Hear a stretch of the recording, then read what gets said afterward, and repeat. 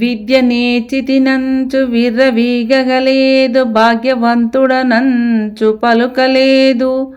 ద్రవ్యవంతుడనంచు తరచు నిక్కగలేదు, నిరత దానములైన నెరపలేదు. పుత్రవంతుడనంచు పొగడించుకొనలేదు, భృత్యవంతుడనంచు పొంగలేదు.